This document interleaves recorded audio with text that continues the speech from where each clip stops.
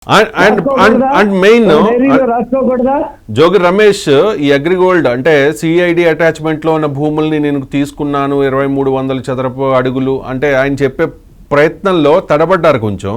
అంటే CID attachment లో ఉన్న భూమిని కొనడం, రిజిస్ట్రేషన్ చేయించుకోవడం, ఈ వేరే వాళ్ళకి అమ్మేయడం ఇదంతా తప్పే.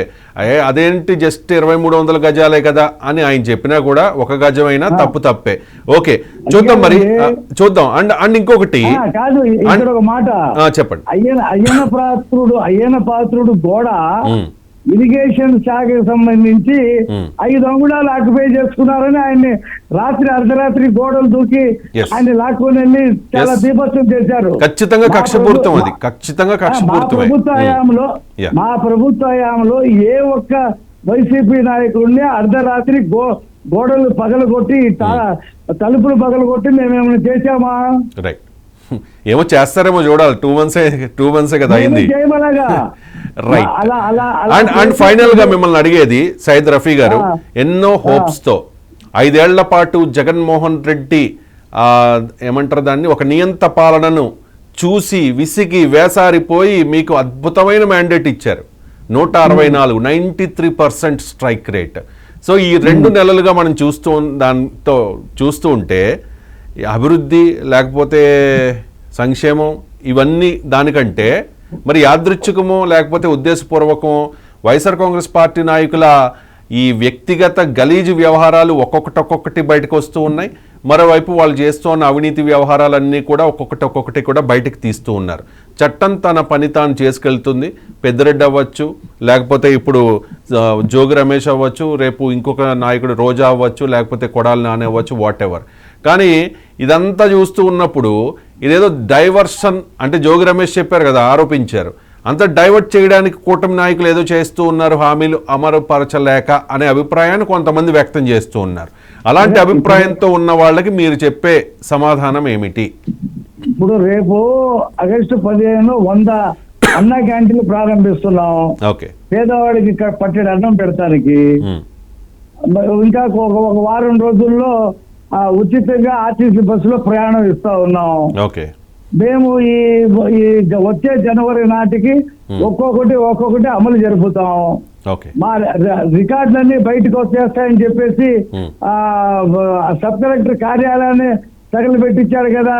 అక్కడ ఉండేటువంటి మా మాజీ మంత్రి పెద్దిరెడ్డి రామచంద్రారెడ్డి, ఆ రాఘవరెడ్డి విదేశాలు పారిపోయాడు కదా, ఆఫీసర్లు విదేశాలు పారిపోతున్నారు కదా, ఎక్కడికెక్కడ దోపిడీ బయటపడతా ఉంది కదా.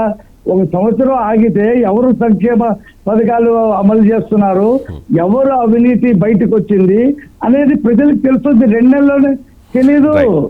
2 నెలల్లో అంటే యాదృచ్ఛికం అయి ఉండొచ్చు మేబీ. 2 నెలల్లో ఈ వ్యవహారాలన్నీ బయటకు వస్తున్నాయి తప్ప కూటమి ప్రభుత్వం చేసింది పెద్దగా జనాలకు కనిపించట్లా. ఎందుకంటే మొత్తం అంతా కూడా దువ్వాడ ఎపిసోడ్ చూశారు కదా, దువ్వాడ ఎపిసోడ్ 1 వీక్ నుంచి మామూలుగా లేదు ఆ వ్యవహారం. జనాల ఇంట్రెస్ట్ కూడా దాని మీదే ఉంది పర్టికులర్ గా. అది కాదు, మీ 99 ద్వారా ప్రజలకు ఒకటి చెప్తున్నా, చెప్పండి.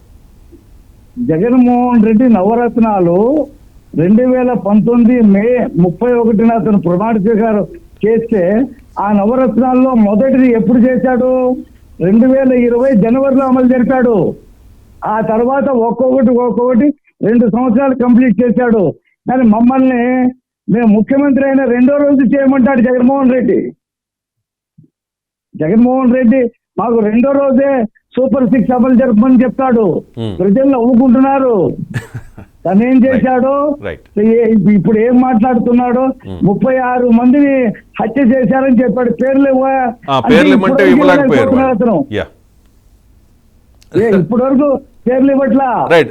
రైట్. ఫైనల్ గా రఫీ గారు, మీరు ఏదన్నా చిన్న క్లూ ఇవ్వగలిగితే ఇవ్వండి. నెక్స్ట్ ఎవరు? చెప్పండి. నెక్స్ట్ ఎవరు? నేను ఎలాగే ఇప్పుడు నేను ప్రభుత్వానికి బయట ఉన్న వ్యక్తిని. ఆ పనులు చేసేది సిఐడి చేస్తుంది. సిఐడి వాళ్ళు చెప్పగలరు ఆ విషయం. అలా కాదండి, ఎవరైనా సిఐడి ఆఫీసర్ ని అడిగితే వాళ్ళు చక్కగా చెప్తారు మీకు. ఓకే, అది right. Thank you so much అండి. 1 నిమిషం లైన్లో ఉండండి రఫీ గారు. కృష్ణాంజనేయులు గారితో ఏమన్నా మాట్లాడాలా మీరు?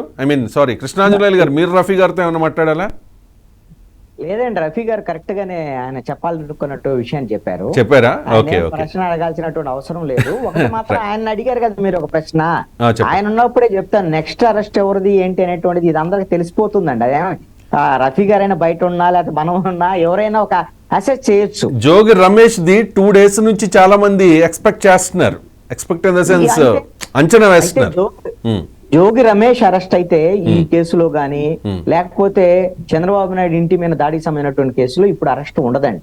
జోగి రమేష్ అరెస్ట్ అనేటువంటిది ఇప్పుడు టార్గెట్ కదా. ఆల్రెడీ ఇప్పుడు ఏసీబీ కేసు అనేటువంటిది అగ్రిగోల్డ్ కేసులో నమోదైంది కాబట్టి జోగి రాజీవ్ అదే విధంగా వెంకటేశ్వరరావు అరెస్టులు జరిగేదానికి అవకాశం ఉంటుంది. ఈ కేసులో ఇంకా ముందుకెళ్తారు.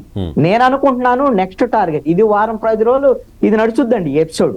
నెక్స్ట్ టార్గెట్ మదనపల్లి ఫైల్స్ మొత్తం ఆధారాలన్నీ సేకరిస్తున్నారు కదా, దాంట్లో సిఐడి చీఫ్ రవిశంకర్ అయ్యన్నారే స్వయంగా అక్కడికి వెళ్ళాడు. డీజీపీ ద్వారకా తిరుమలరావు కూడా ప్రత్యేకంగా వెళ్ళి, అంటే ప్రభుత్వం ఎంత సీరియస్ గా ఉంది మదనపల్లి ఫైల్స్ అంటే పెద్దిరెడ్డి రామచంద్రారెడ్డి, ఎంపీ మిథున్ రెడ్డి వాళ్ళ కుటుంబానికి సంబంధించినటువంటి భూ ఆక్రమణలకు సంబంధించినటువంటి వ్యవహారం ఇవి ఖచ్చితంగా నెక్స్ట్ అరెస్టులు బహుశా దాని మీద ఉండొచ్చు అని మొత్తం పెద్దిరెడ్డి రామచంద్రారెడ్డి వైపు. ఆ తర్వాత నేను అనుకుంటున్నాను గనుల శాఖకు సంబంధించినటువంటి ఇంకా కొంతమంది అధికారులకు సంబంధించినటువంటి వాళ్ళ ఆల్రెడీ వాళ్ళ సోదాలు ఇవన్నీ కూడా జరుగుతున్నటువంటి పరిస్థితి. ఆ తర్వాత జరిగేటువంటి పరిణామాల్లో ఎక్సైజ్ కు సంబంధించినటువంటి దాని మీద ఇంకా నెక్స్ట్ టార్గెట్ అయితే మాత్రం నేను అనుకుంటున్నాను రఘురామ కృష్ణరాజు కేసులో కూడా అరెస్టులు జరిగేదానికి అవకాశం ఉండొచ్చు. ఎందుకంటే జగన్ ఏత్రీగా ఉన్నారు దాంట్లో ఏత్రీగా ఉన్నాడు. జగన్ అరెస్ట్ వరకు వెళ్తారని నేను అనుకోను. ఫస్ట్ టార్గెట్ మాత్రం సిఐడి మాజీ chief IPS officer PV Sunil Kumar అవ్వచ్చు అని అనుకుంటున్నాను. ఎందుకు అనంటే విజయపాల్కు సంబంధించినటువంటి అడిషనల్ ఎస్పీకి హైకోర్టు కూడా ముందస్తు బెయిల్ ఇవ్వడానికి సిద్ధమై ఉండలేదు. కాబట్టి బహుశా ఇంకా ముందస్తు బెయిల్ ఎవరికి రాదు ఆ కేసులో. ఎక్కడో A5 గా ఉన్నటువంటి విజయపాల్కే ముందస్తు బెయిల్ ఇవ్వలేదంటే మిగతా 4 ఇస్తారని నేను అనుకోను. అయితే దీంట్లో అప్రూవర్ గా మారేటువంటి దాంట్లో విజయపాల లేకపోతే జీజీహెచ్ గుంటూరు సూపరింటెండెంట్ గా పనిచేసినటువంటి ఆవిడ ఏమన్నా డాక్టరు ఏమన్నా ప్రభావతి గాని వీళ్ళు ఏమన్నా అప్రూవర్, వీళ్ళిద్దరిలో ఒకళ్ళు అప్రూవర్ గా మారేటువంటి అవకాశం ఉంది అని.